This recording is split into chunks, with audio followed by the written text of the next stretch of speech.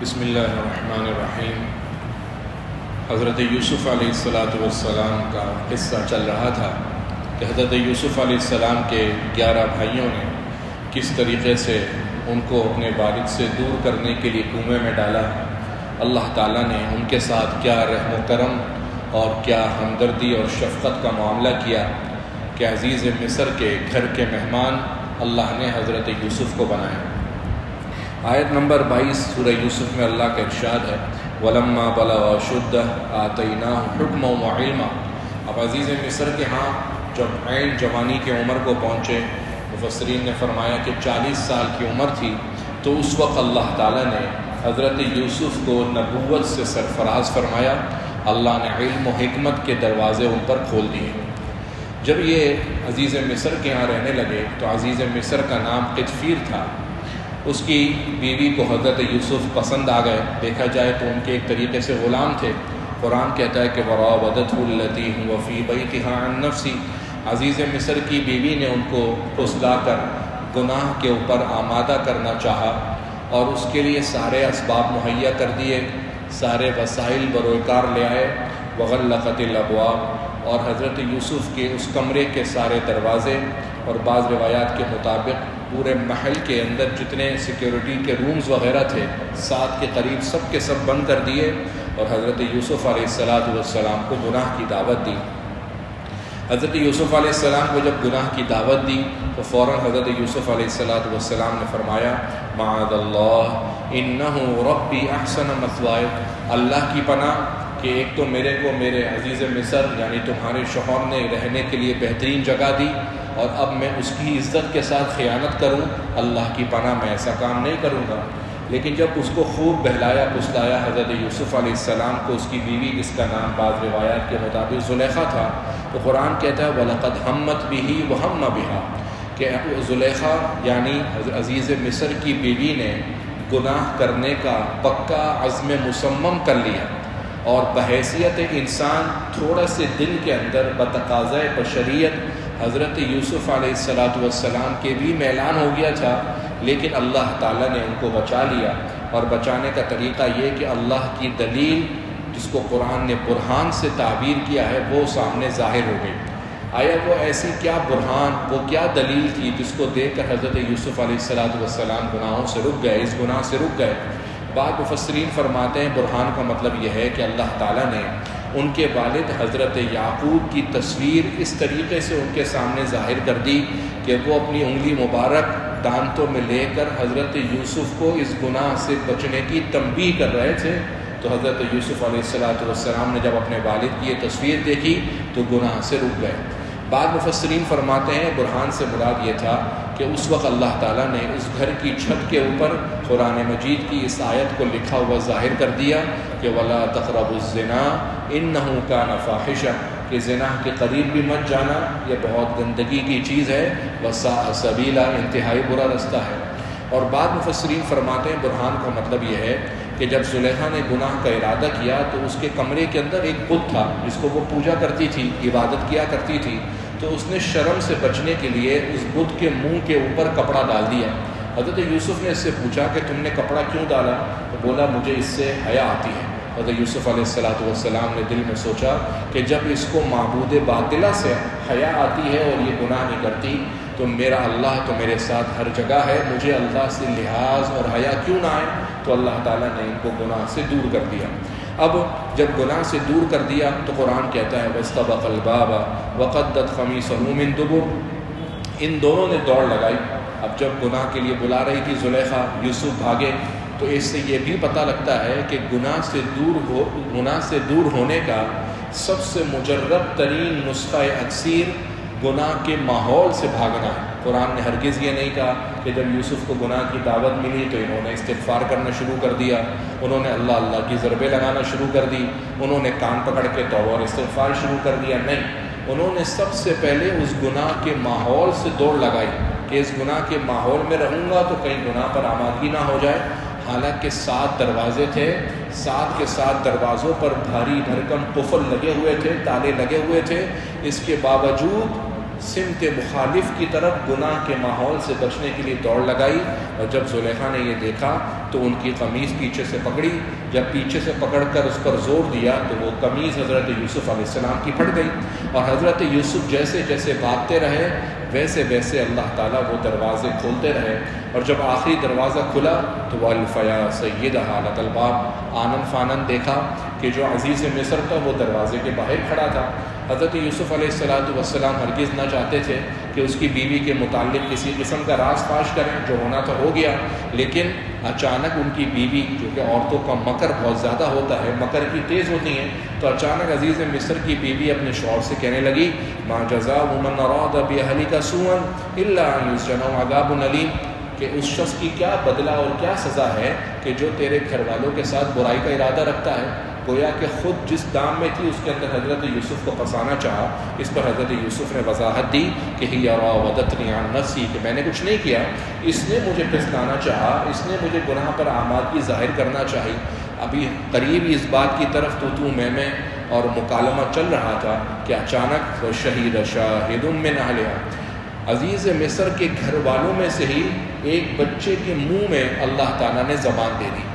4 بچے ہیں، حدیث شریف کے مطابق مسند احمد کی روایت ہے کہ 4 بچے ایسے ہیں جنہوں نے اپنی زمانہ طفل کے اندر جب بولنا بھی نہیں آتا تھا اس وقت اللہ نے ان کو قوت گویائی دی اور انہوں نے بولا ہے، جن میں سے ایک تو حضرت مریم علیہ السلام کے بیٹے عیسیٰ ہیں کہ وہ 40 دن کے تھے، اور ان کی والدہ پر جب تہمت لگی تو انہوں نے اظہار کیا کہ انی عبداللہ۔ دوسرا یہ بچہ ہے کہ جس کی عمر ابھی 40 دن بھی نہ ہوئی تھی، اللہ نے اس کے منہ میں قوت گویائی دی، اور اللہ یہ بھی چاہتے کہ یہ بھی کر سکتے تھے کہ یہ بچہ اتنا ہی کہہ دیتا کہ یوسف بے قصور ہیں اور خیانت تمہاری بیوی نے کی ہے، لیکن اس کے بدلے اللہ نے اس بچے کے منہ سے ایک حکمت بھری بات کہلوائی، اور وہ بات کیا تھی؟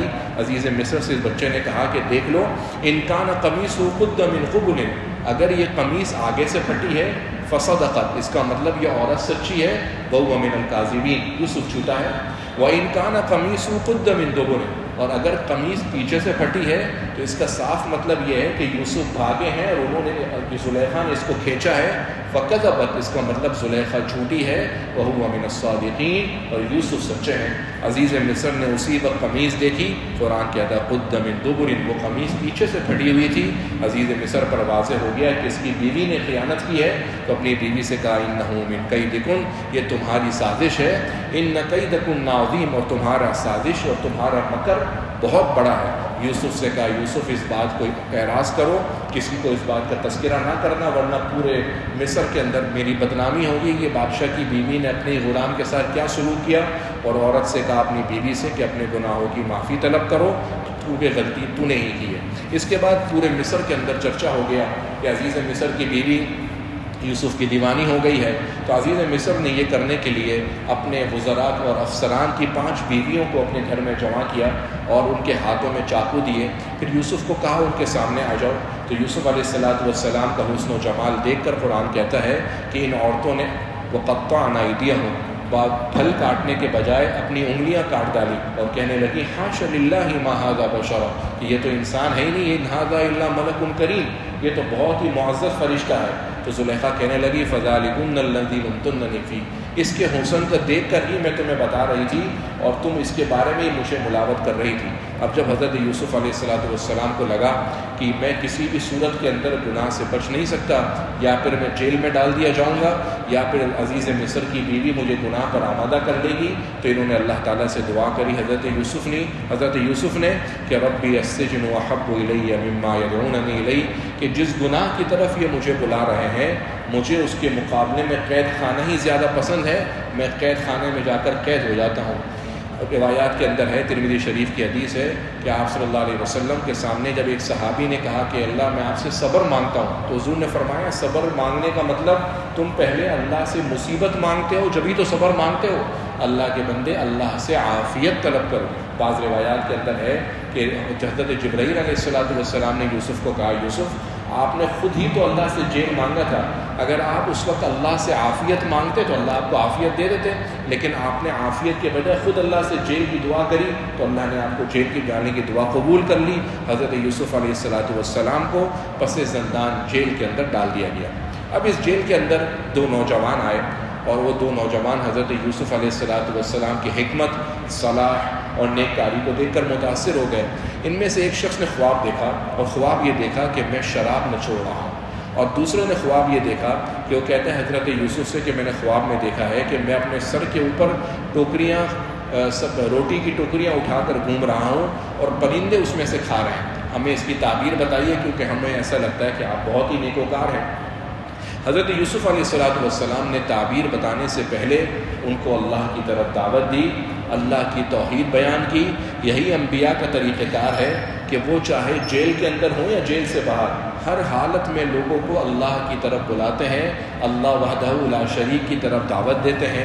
انہوں نے اس قیدی کو اللہ کی طرف دعوت دی اور پھر اس کی تعبیر بتائی، اور تعبیر یہ تھی کہ ایک بندے سے کہا کہ جس شخص نے یہ دیکھا تھا کہ شراب نچوڑ رہا ہے، اس کو یہ تعبیر دی کہ تم عزیز مصر کو شراب پلاؤ گے، اور جس شخص کے بارے میں روٹی کا خواب دیکھا تھا کہ اس کے سر کے اوپر روٹی کا ٹکڑا ہے اور لوگ اس سے کھا رہے ہیں، اس کو کہا کہ عنقریب تم کو کسی الزام کے اندر سولی پر لٹکا دیا جائے گا اور پرندے تمہارے سر کا گوشت نوچ کر کھائیں گے، اور ایسا ہی ہوا۔ لیکن جو شخص جس کو تعبیر حضرت یوسف علیہ السلام نے یہ دی تھی کہ تم اپنے مالک کو یعنی اپنے بادشاہ کو شراب پلاؤ گے، اس کو بولا کہ جب تم جیل سے نکلو تو بادشاہ کو جا کر بتانا کہ یوسف بہت عرصے سے قید کے اندر ہے اور اس کی سنوائی کوئی نہیں ہے، تو تمہاری بیوی نے الزامات لگا کر اس کو جیل میں ڈال دیا ہے، کم سے کم بادشاہ کے سامنے جا کر اس کا تذکرہ کر دینا۔ قرآن کہتا ہے کہ فَأَنسَاهُ الشَّيْطَانُ ذِكْرَ رَبِّهِ، وہ ایک عرصے تک اپنے مالک کو شراب پلاتا رہا، خدمت کرتا رہا، لیکن یوسف علیہ السلام کا یہ بات بتانا ان کے دماغ سے نکل گیا۔ اسی دوران بادشاہ نے خواب دیکھا، اور خواب یہ تھا کہ 7 موٹی گایاں ہیں اور 7 دبلی گایاں ہیں۔ 7 دبلی گایاں موٹی گایوں کو کھا لیتی ہیں، اور 7 کونپلوں کو دیکھا کہ ہری بھری ہیں، اور 7 کونپلیں یعنی بالیں جسے کہتے ہیں جو فصل کے اوپر اگتی ہے وہ بہت نازک سی ہیں، اور نازک سی جو بالیاں ہیں وہ موٹی بالیوں کو کھا رہی ہیں۔ بادشاہ نے صبح صبح سارے وزراء کو جمع کیا اور کہا افتونی فی رؤیا یا ان کنتم للرؤیا تعبرون، کہ مجھے اس خواب کی تعبیر دو۔ تو سارے وزراء کہنے لگے اضغاث و احلام، یہ ہے بھئی خواب ہے، اس خواب کی کوئی حیثیت نہیں ہے۔ اچانک وہ شخص جو کہ قیدی بن کر نکلا تھا اور قید سے آزاد ہوا تھا، اس کے دل میں اللہ نے ڈالا کہ بھائی جیل کے اندر ایک بندہ ہے جو خواب کی تعبیر بہت اچھی بتاتا ہے۔ اس نے بادشاہ سے کہا مجھے جیل کے اندر بھیجو، میں اس کو لے کر آؤں۔ جب جیل کے اندر حضرت یوسف کے پاس بھیجا تو حضرت یوسف علیہ السلام کو ساری بات بتائی۔ حضرت یوسف نے اس خواب کی تعبیر یہ دی کہ یہ جو تم نے تمہارے بادشاہ نے خواب دیکھا ہے، اس کا مطلب یہ کہ عنقریب 7 سال بہت اچھے آئیں گے تمہارے ملک کے اوپر، اس وقت معیشت تمہاری زوروں پر ہوگی، قحط بالکل نہیں ہوگا، لیکن اس کے بعد 7 سال ایسے آئیں گے کہ جن کے اندر قحط آ جائے گا۔ تو تم یہ کرنا کہ پہلے سے اپنی معیشت اور کوئی اقتصادی اور میانہ روی کے ساتھ لے کر چلنا، تاکہ جو بعد کے قحط والے سال ہوں ان کے اندر بھی تمہارا گزارا ہو سکے۔ یہ قیدی نے جا کر جب بادشاہ کو تعبیر بتائی، بادشاہ نے کہا یہ بندہ کون ہے جو اتنی اچھی تعبیر بتاتا ہے، اس کو میرے پاس لے کر آؤ۔ یہ بندہ جب گیا اس نے حضرت یوسف کو کہا کہ بھائی بادشاہ آپ کو بلا رہے ہیں۔ تو یوسف علیہ السلام نے کہا ہرگز میں نہیں جاؤں گا، پہلے بادشاہ سے کہو کہ میرا معاملہ کلیئر کریں کہ میرے ساتھ جو مجھے گناہ کے اوپر بلایا گیا اور میں گناہ سے بچا، اس کے باوجود مجھے جیل میں ڈال دیا گیا، پہلے اپنی بیوی سے میرا معاملہ کلیئر کراؤ ورنہ میں جیل سے باہر نہیں آتا۔ اب بادشاہ کے پاس کوئی حل نہیں بچا تھا۔ اس وقت اس کی بیوی نے گناہ کا اعتراف کیا اور کہا بالکل ایسے ہی ہے، گناہ میں نے کیا تھا، میں نے ہی اس کو گناہ کی طرف بلایا تھا، اور یوسف علیہ السلام سچے تھے۔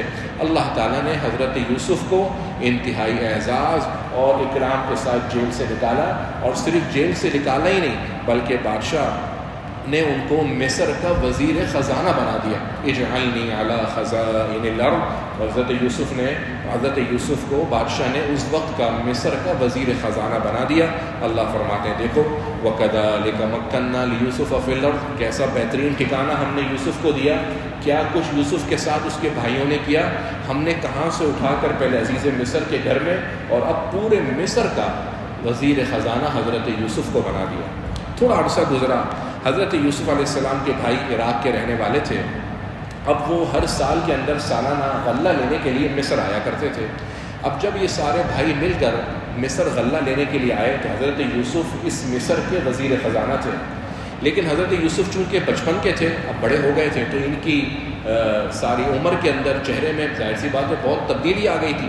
اس کے مقابلے میں ان کے بھائی بڑے بڑے تھے، ان کے چہرے میں اتنی تبدیلی آئی نہیں تھی. تو حضرت یوسف نے اپنے سارے بھائیوں کو پہچان لیا کہ اچھا یہ میرے ہی دور حکومت میں مفت سے اناج لینے کے لیے آئے ہیں. اور اس وقت حضرت یوسف علیہ السلام نے اللہ کے حکم سے یہ کیا کہ ان کو کہا کہ بھائی میں تم کو سارا کا سارا ہر قسم کا راشن دینے کو تیار ہوں، لیکن اتنا ہی جتنے بھائی تم آئے. تمہارا ایک بھائی بنیامین شاید نہیں آیا. انہوں نے کہا ایک بھائی ہمارا نہیں آیا. بولا اس کو لے کر آؤ. اس کو لے کر آؤ گے تو میں تم کو اس کا بھی راشن دوں گا، ورنہ تم کو صرف تمہارا دے دیتا ہوں، اس کا نہیں دوں گا. اب جب یہ بھائی اپنے والد حضرت یعقوب کے پاس گیا اور بولا ابا جان بنیامین جو ہمارے ساتھ آپ نہیں بھیجتے، اس کو بھی ہمارے ساتھ بھیج دیجئے تاکہ اس کا راشن بھی مل جائے. تو حضرت یعقوب نے کہا اچھا هل آمنکم علیہ الا کما امنتم علی اخی من قبل، تم نے اس سے پہلے یوسف کے ساتھ کیا کیا ہے، آج تم چاہتے ہو کہ میرے دوسرے بیٹے کو بھی تم مجھ سے لے کر جاؤ.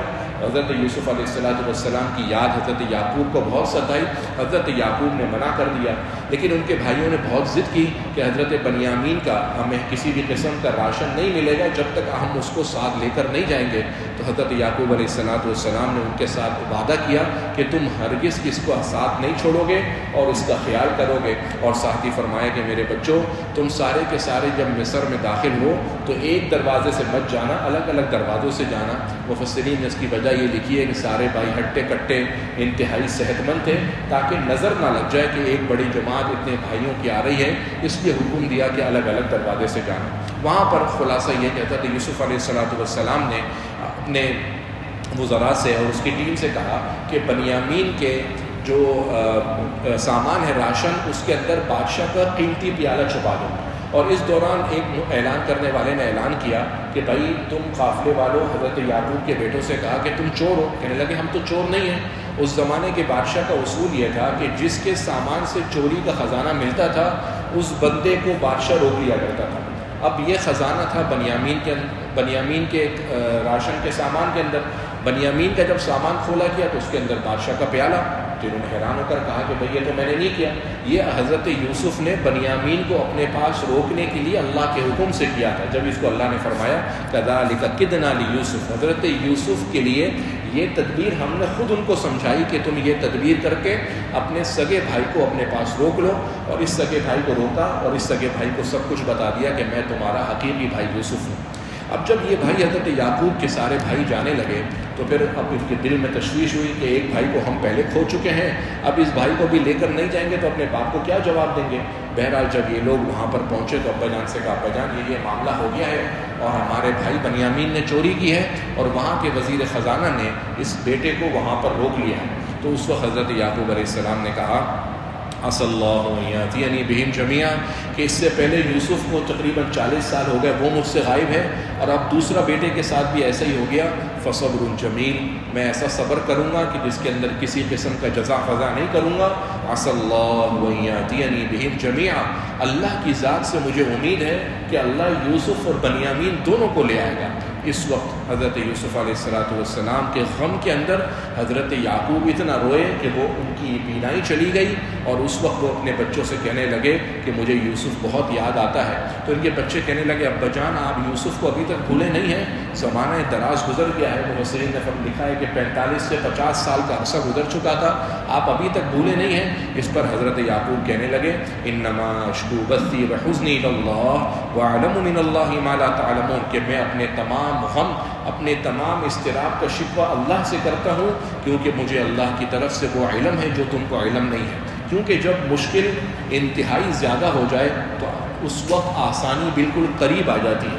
اس وقت حضرت یعقوب نے اپنے سارے بچوں کو جمع کر کے کہا میرے سارے بچوں اب تم سب کے سب جاؤ اور مصر میں جا کر یوسف اور یوسف کے بھائی کو ڈھونڈو اور اللہ کی ذات سے بالکل مایوس نہیں ہونا. یہ انبیاء کا طریقہ ہے کہ وہ کبھی بھی اللہ سے مایوس نہیں ہوتے. کبھی بھی زندگی کا کوئی بھی نشیب و فراز آ جائے، کوئی بھی اونچ نیچ آ جائے، ہوائیں ساری آپ کے مخالف ہو جائیں، پوری انسانیت آپ کے خلاف ہو جائے، وہ کبھی بھی اللہ سے مایوس نہیں ہوتے. اور حضرت یعقوب نے حضرت یوسف کو بلانے کے لیے ان کو بھیج دیا.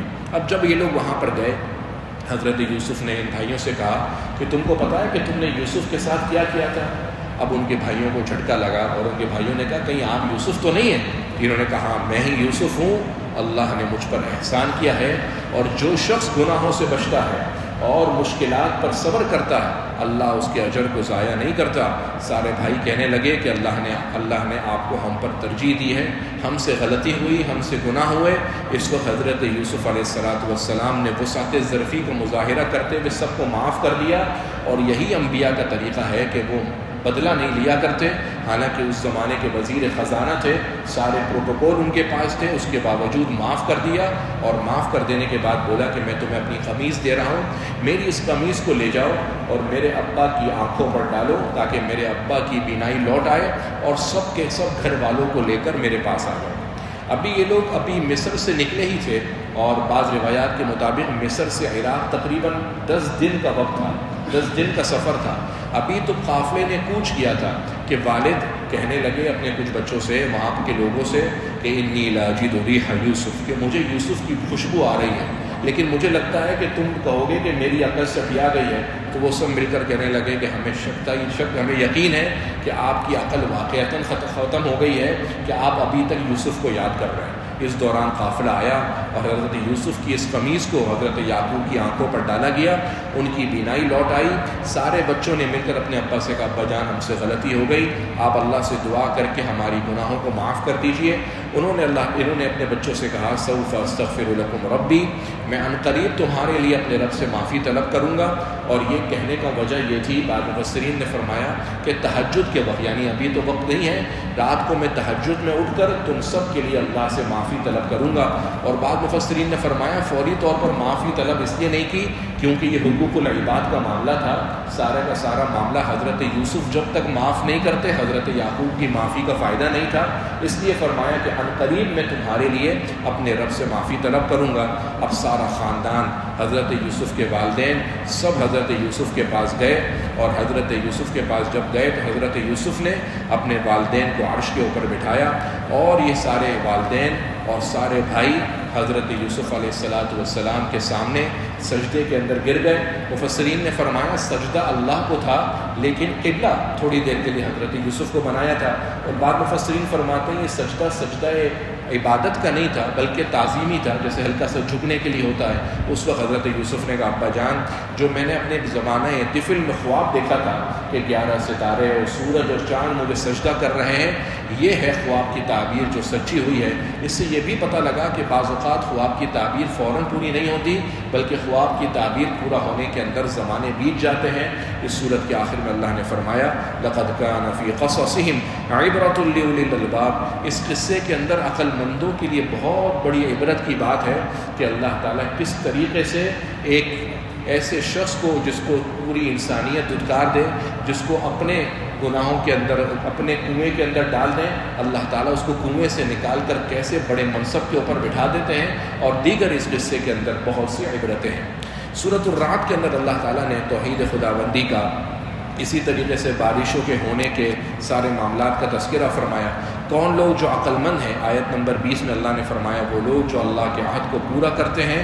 اسی طریقے سے جہاں پر اللہ نے صلہ رحمی کرنے کا حکم دیا وہ صلہ رحمی کرتے ہیں، اللہ سے ڈرتے ہیں، قیامت کے دن کا خوف ہے، یہ سب وہ لوگ ہیں جو عقل مند ہیں۔ اور ساتھ ہی فرمایا جو لوگ اپنے رب کی رضا کے لیے صبر کرتے ہیں، نمازوں کو قائم کرتے ہیں، ہم نے جو کچھ رزق دیا چھپ کر اور سب کے سامنے خرچ کرتے ہیں، اور برائی کا جواب برائی کے بجائے اچھائی سے دیتے ہیں، یہ وہ لوگ ہیں جو عقل مند ہیں۔ اس کے بعد آیت نمبر 28 کے اندر اللہ تعالیٰ نے فرمایا الا بذکر اللہ تطمئن القلوب، خبردار اللہ کے ذکر ہی سے دلوں کو اطمینان ملتا ہے۔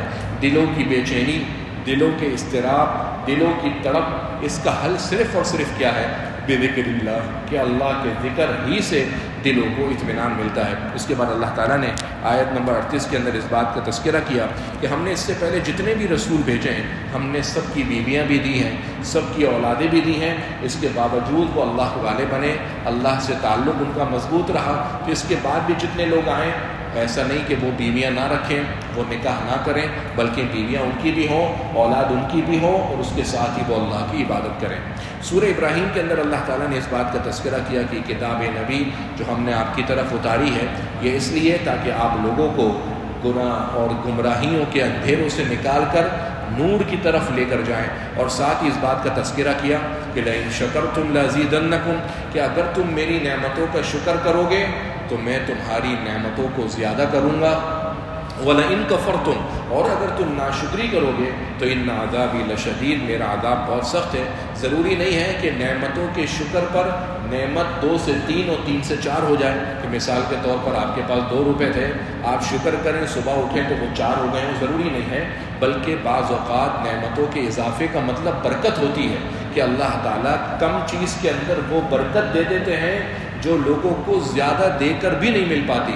اور بعض مفسرین نے فرمایا کہ زیادتی کا مطلب یہ نہیں ہے کہ 2 دونی 4 ہو جائے، بلکہ زیادتی کا مطلب یہ ہوتا ہے کہ اللہ تعالیٰ کم چیز کے اندر زندگی گزارنے کا وہ لطف اور مزہ دے دیتے ہیں کہ اس سے زندگی کی رونقوں میں اضافہ ہو جاتا ہے، آدمی کو زندہ رہنے میں مزہ محسوس ہوتا ہے، یہ نعمتوں کے شکر کی وجہ سے ہوتا ہے۔ اور بعض مفسرین فرماتے ہیں کہ نعمتوں کے اگر تم شکر کرو گے تو زیادہ دیں گے کا مطلب یہ ہے کہ کبھی بھی تم پر بلا، مصیبت، پریشانی اور آزمائش آئے گی تو اس نعمتوں کے شکر کی وجہ سے اللہ تعالیٰ تم کو اس بات سے دور کر دیں گے۔ اس کے بعد حضرت ابراہیم علیہ السلام کا تذکرہ، قیامت کے دن لوگ شیطان سے کہیں گے کہ بھائی سارا گمراہ تو نے ہمیں کیا ہے۔ اس پر شیطان یہ کہے گا بھائی میری تم پر کوئی بادشاہت نہیں تھی، میں نے تو تم کو خالی گمراہی کی طرف بلایا تھا، تم نے میری بات پر لبیک کہا، تم مجھے ملامت مت کرو بلکہ اپنے آپ کو ملامت کرو۔ حضرت ابراہیم علیہ السلام نے جو اللہ تعالیٰ سے دعا کی کہ اللہ میں اپنی ذریت کو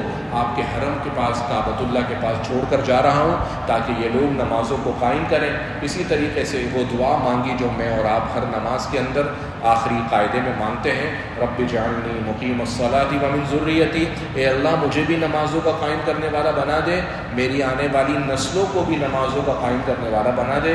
ربنا وتقبل دعا، اے اللہ ہماری دعاؤں کو قبول کر لے۔ ربنا اغفر لی، اے ہمارے رب مجھے بھی معاف کر دے، ولوالدی، میرے والدین کو بھی معاف کر دے، وللمؤمنین، اور تمام ایمان والوں کو معاف کر دے، یوم یقوم الحساب، جس دن قیامت قائم ہوگی۔ ان دعاؤں کا اللہ تعالیٰ نے سورۃ ابراہیم میں تذکرہ کیا۔ وآخر دعوانا الحمد للہ رب العالمین۔ اللهم لك الحمد حمدا دائما مع دوامك، ولك الحمد حمدا خالدا مع خلودك، ولك الحمد حمدا لا منتهى له دون مشيئتك، ولك الحمد حمدا لا يريد قائله إلا رضاك، ولك الحمد حمدا عند طرفة كل عين وتنفس كل نفس۔ يا رب صل وسلم دائما أبدا على حبيبك خير الخلق كلهم۔ اے اللہ ارحم الراحمین، ہماری عبادات کو اپنی بارگاہ میں قبول فرما۔ اے اللہ رات میں تراویح میں تیرے سامنے کھڑا ہونا، دن بھر روزہ رکھنا، اے اللہ ارحم الراحمین اپنے فضل و کرم سے قبول فرما۔ اے اللہ ہماری عبادات کو نامنمود اور نمائش اور دکھلاوے سے محفوظ فرما۔ اے اللہ اخلاص کے ساتھ عبادت کرنے کی ہمیں توفیق نصیب فرما۔ اے اللہ قرآن کے پیغام کو سننا، پڑھنا، سمجھانا آسان فرما۔ قرآن کے پیغام کو پوری دنیا کے اندر ہماری زبان سے عام فرما۔ اے اللہ ہم سب کو دین کی خدمت کے لیے قبول فرما۔ اے اللہ ہم سب کو دین کی خدمت کے لیے قبول فرما۔ اے اللہ چین والی، سکون والی، عافیت والی، راحت والی زندگی نصیب فرما۔ اے اللہ امن و ایمان والی، اسلام و سلامتی والی زندگی نصیب فرما۔ اے اللہ ہر قسم کے حادثات، سانحات سے ہمارے بڑوں کی، ہمارے بیوی بچوں کی حفاظت فرما۔ اے اللہ ارحم الراحمین، جن بھلائیوں کا آپ سے آپ کے محبوب صلی اللہ علیہ وسلم نے تقاضا کیا ہے، اے اللہ ہم بھی سوال کرتے ہیں، نصیب فرما۔ جن شرور اور فتن سے آپ کے نبی صلی اللہ علیہ وسلم نے پناہ مانگی، ہمیں بھی اپنی پناہ نصیب فرما۔ اے اللہ ارحم الراحمین، جو کچھ کہا گیا سنا گیا کما حقہ، ہم سب کو اس پر عمل کرنے کی توفیق نصیب فرما۔ رب اجعلنی مقیم الصلاۃ ومن ذریتی، ربنا وتقبل دعاء، ربنا اغفر لی ولوالدی وللمؤمنین یوم یقوم الحساب۔ سبحان ربک رب العزة عما یصفون، وسلام علی المرسلین، والحمد للہ رب العالمین۔